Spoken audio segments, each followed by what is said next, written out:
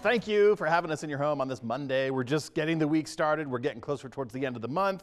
Let's do some office cleaning real quick while you look at this beautiful view behind me. Storm clouds, yes, billowing.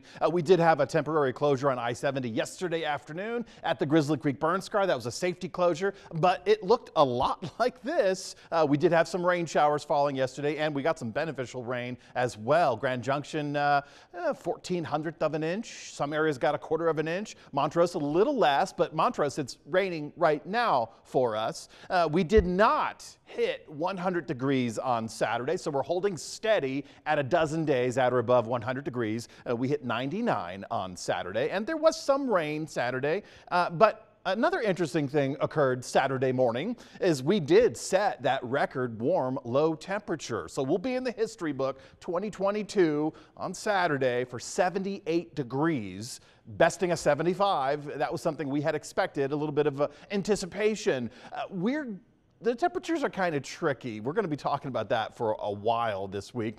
Looking at some storms, though, there's not much. Even though we have clouds popping up on radar, there's very little. There's a light shower on the book cliffs. There's more storm activity along Highway 141 into Gateway, and that road can be susceptible to some rocks tumbling down, some ponding issues, so be careful. There are some heavy downpours there, and those are climbing up onto the Uncompahgre as we speak.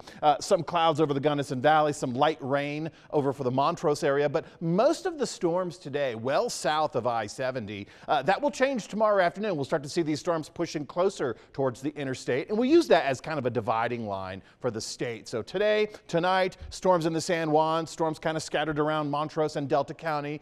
They should expire within the next several hours. Once the sun goes down around 8 o'clock, we'll lose the storm coverage, but still getting some rain, and did get some great rain around Ridgeway. Thunder for Montrose about an hour ago, and now we're just getting with some light rain showers, a little breezy conditions, but normally, under a pattern that has a high-pressure system this far to the west, normally we'd have a lot of dry air circulating in and really kind of squashing those shower chances. But we have a split high system. We have another one parked over to our east that's doing a really good job of driving up moisture into the area, also into California, but a really good job of getting storms in the focus today around the Four Corners region. We'll see this expanding a little bit further to the north tomorrow, but under this pattern, this will keep daily storm chances.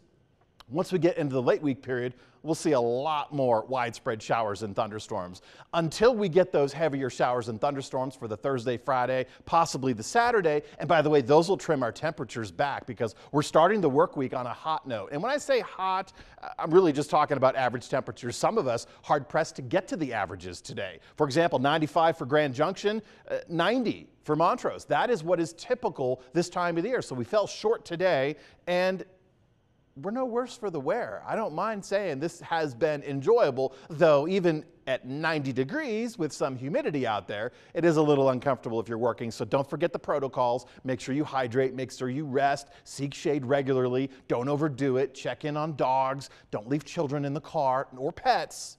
Those are important because we still have this heat is enough to be lethal. Currently in Montrose, it's mid-70s, so that's a direct result of those rain showers moving through. Low 90s for Grand Junction. We may see a dark cloud passing through. We may get a little breezy in the Grand Valley, but I don't think we're going to do anything other than remain dry tonight. Now, the same won't be said tomorrow. We should get some storms moving off the Uncompahgre midday and then cruising through late afternoon for both Grand Junction, Delta, and we'll add Montrose to the mix. Even though we're getting rain showers tonight, all this activity is going to pulse to the north in the next 24 to 48 hours, and then we'll see even more coverage later this week. So I anticipate we'll see another round of a flash flood watch for the Grizzly Creek area, and that, of course, will be susceptible to an upgrade to a warning, which would be a safety closure as well. Top wind gusts, well, between the 15-mile-per-hour zone, we'll average it 5 to 15, so not too terribly strong with these wind blasts. And the storms are moving really slow, and that does create a problem, and it will later this week. In fact, for Grand Junction, we'll see those slow-moving storms come back for the Thursday and the Friday.